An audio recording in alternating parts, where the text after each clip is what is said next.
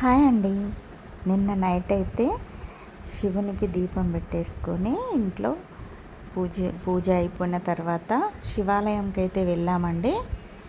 చూడండి, శివాలయంకి వెళ్ళే ముందు ఇక్కడ లైన్ క్యూలో నిల్చున్నాము. చూడండి, చాలా జనాలు అయితే వచ్చారండి నిన్న టెంపుల్కి. చూడండి, అభిషేకం కోసం ఇట్లా క్యూలోనైతే నిల్చున్నామండి.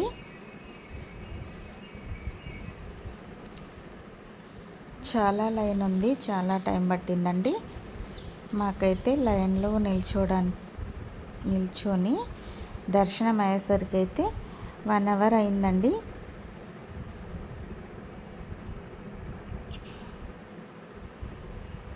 చూడండి ఎంత టైం పట్టిందో. ఒక సైడ్ ఏమో అభిషేకానికి లైన్ కట్టిరు, దర్శనానికి, దేవుని దర్శనానికి. ఇంకోవైపు ఏమో కళ్యాణానికి రెడీ అయిందండి.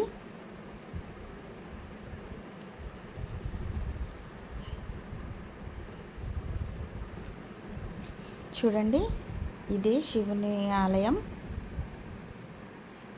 లోపలికైతే వెళ్తున్నామండి.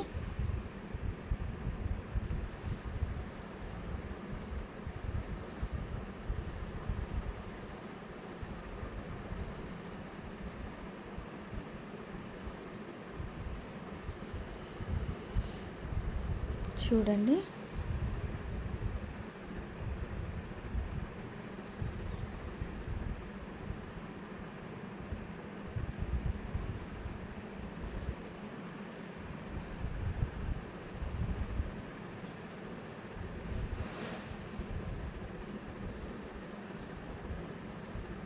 ఇక్కడైతే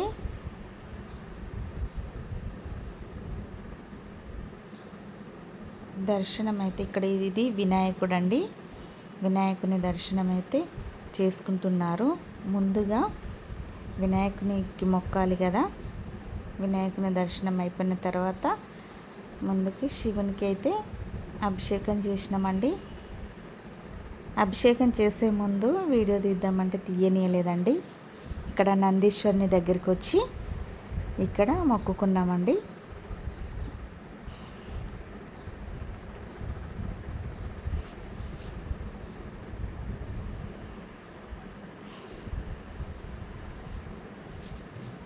చూడండి,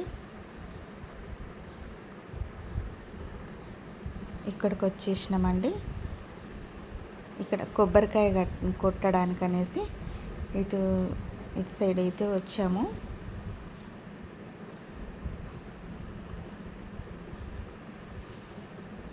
ఒక సైడ్ ఏమో దర్శనం, ఇంకా మరొక సైడ్ ఏమో కళ్యాణానికి ఏర్పాట్లు అయితే చేస్తున్నారండి.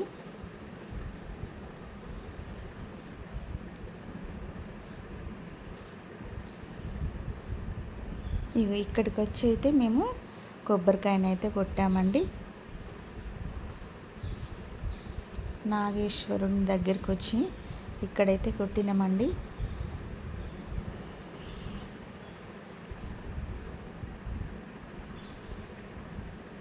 ఇక్కడే కళ్యాణానికి ఏర్పాటు చేసిర్రు. ఇక్కడ స్టే చేసిర్రు. చూడండి, ఇక్కడ స్టే చేసిండ్రు, అందరూ కూర్చున్నారు. ఇక్కడే కళ్యాణం అవుతుంది. ఇక్కడ జనాలు అందరు కూర్చుండి అయితే చూస్తారు కళ్యాణాన్ని.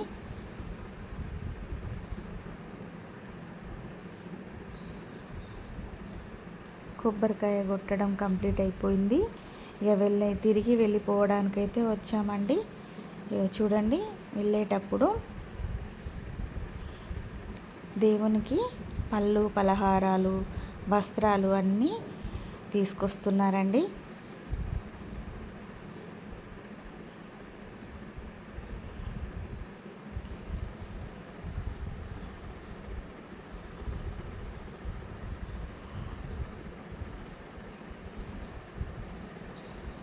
ఓకేనా. నిన్న శివాలయంకి వెళ్ళి శివుని దర్శనం అయితే చేసుకున్నామండి. అనుకోకుండా అసలు అభిషేకం చేయించుకుంటామనేసి అనుకోలేదు. అభిషేకం కూడా చేసుకున్నామండి.